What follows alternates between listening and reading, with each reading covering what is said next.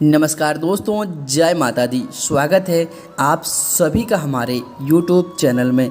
तो मकर राशि वालों, अगले 2 दिनों में देवों के देव महादेव रूप बदलकर आपके घर आ सकते हैं। उन्हें ना पहचानने की गलती मत करिएगा। जहां भी संकेत आपको मिल जाए वहां रुककर उनका आदर सत्कार कर लीजिएगा। आज के वीडियो आपके बहुत बड़ी कुछ सिखाने वाले हैं, समझाने वाले हैं और अतिथि देवो भव का किस तरह से पालन किया जाता है वह भी समझाने वाले हैं। दोस्तों, कभी कभी भगवान कैसी कैसी हमारी परीक्षा ले लेते हैं, तो दोस्तों यह भी जानना बहुत ज़रूरी है। बहुत ही शानदार ज्ञान हम आपको प्रदान करने वाले हैं, तो आपकी भी जिम्मेदारी बनती है कि यह वीडियो अंत तक देखें। थोड़ा सा समय निकाल कर और वीडियो को अंत तक आप ज़रूर देखें। आपकी समय की बर्बादी नहीं होगी, इस बात की गारंटी देते हैं। परंतु सबसे पहले जो भी सच्चे शिव भक्त हैं, महाकाल के सच्चे भक्त हैं, महादेव के सच्चे भक्त हैं, तो वही वीडियो को लाइक करेगा और कमेंट बॉक्स में हर हर महादेव जय भोलेनाथ जरूर लिखिएगा। भगवान भोलेनाथ की कृपा रहेंगे आपके ऊपर और आपके पूरे परिवार पर रहेंगी, तो दोस्तों ज़रूर लिखिएगा। तो आइए वीडियो की शुरुआत करेंगे दोस्तों बड़े ही सुंदर अनमोल गुरु जी के एक विचार से, दोस्तों आपके भाग्य को चमका सकता है। तो दोस्तों ज़रा ध्यान लगाकर सुनिएगा। दोस्तों, प्रकृति से मनुष्य बहुत कुछ सीखता है। कोहरा हमें सिखाता है जीवन में जब अंधकार छा जाए, कुछ दिखाई ना दे, तो व्यर्थ की कोशिश करने के बजाय एक एक कदम सावधानी से चलना चाहिए। लोगों के काम आप आते रहिए, क्योंकि कुदरत का एक वसूल है। जिस कुएं से पानी पीते रहे हैं वो कभी सूखता नहीं। उसी तरह से मित्रों, जिंदगी में किसी से अपनी तुलना मत करो। जैसे चांद और सूरज की किसी से नहीं की जा सकती, क्योंकि यह अपने समय समय पर चमकते रहते हैं। दोस्तों, सारा जहां उसी का है जो मुस्कुराना जानता है। रोशनी भी उसी की है जो सम्मा जलाना जानता है। हर जगह मंदिर है, लेकिन भगवान भी तो उसी का है जो सर को झुकाना जानता है। दोस्तों, अगर बात सही लगी हो, पसंद आई हो, तो वीडियो को ज़रूर लाइक कीजिएगा और कमेंट बॉक्स में हर हर महादेव ज़रूर लिखिएगा, क्योंकि लाइक बिल्कुल फ्री होता है। तो दोस्तों, हम सभी जानते हैं भारत में अतिथि देवो भव की परंपरा को निभाया जाता है। यानी हमारे घर पर जो मेहमान आ रहा होता है वो हमारे लिए भगवान के समान होता है। परंतु कुछ घर आज भी देखे गए हैं जहां मेहमानों को बोझ समझा जाता है। लेकिन शास्त्रों में लिखा हुआ है, जहां मेहमानों को बोझ समझा जाता है वहां कहीं ना कहीं उस घर में धीरे धीरे दरिद्रता आने लगती है। उस घर के लोग आपस में झगड़ालू हो जाते हैं। अब थोड़ा सा उदाहरण के तौर पर हम आपको समझाते हैं। अगर आपके घर पर कोई आचक, कोई भिखारी या कोई मांगने वाला ही आ गया, अगर आपके उसे आदर सत्कार से अपनी श्रद्धा अनुसार कुछ दे दिया, तो उसमें आपका कुछ नहीं बिगड़ेगा। लेकिन बहुत सारे लोग ऐसे होते हैं कि जो वही लोगों से नफरत करते हैं।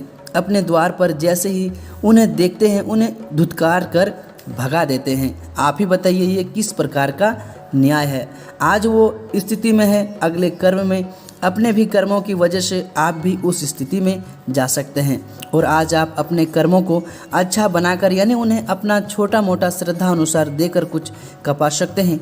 दोस्तों, इसी प्रकार से भगवान भी किसी प्रकार से किसी भी रूप में, महादेव किसी भी रूप में आपके द्वार पर आ सकते हैं, आपके घर पर आ सकते हैं। इसको समझाने के लिए आपको एक छोटी सी कहानी बताना चाहते हैं, ज़रा ध्यान से सुनिएगा। दोस्तों, एक बार एक बड़े व्यापारी का मुहूर्त था। उसने महादेव को आमंत्रित किया कि महादेव, आपको मेरे घर में मुहूर्त में ज़रूर आना है। अगले दिन जब मुहूर्त था, बहुत सारे हर तरफ से बहुत बड़े बड़े व्यापारी आए, बड़े बड़े उद्योगपति आए, और इसी बीच में एक व्यक्ति आ गया जिसका पूरा शरीर गंदा था, मानो बहुत दिन से नहाया नहीं था, बहुत बदबू आ रहा था और उसके अंग पर मक्खियाँ चिपकी थी, मक्खियाँ भिनभिना रही थी।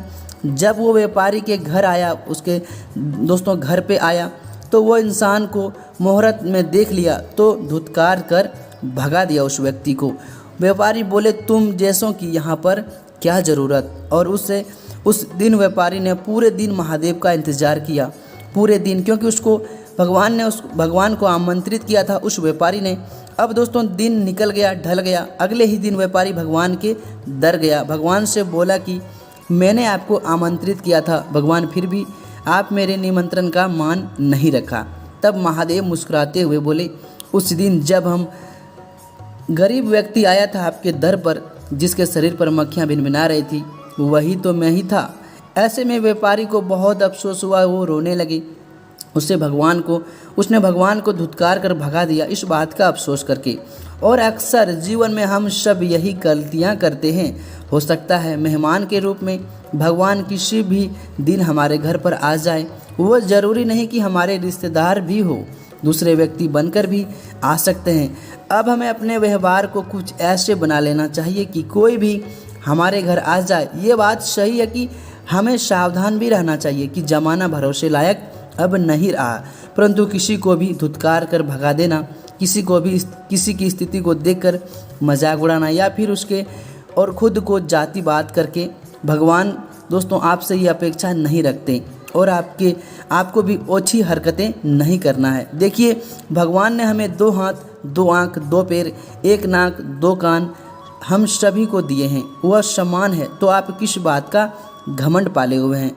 आप में ऐसा क्या ज़्यादा है अगर आप आज अपने नसीब की वजह से कुछ पा चुके हैं और वो आपका भाग्य है और वो इंसान वहीं पर है तो उसका भाग्य है।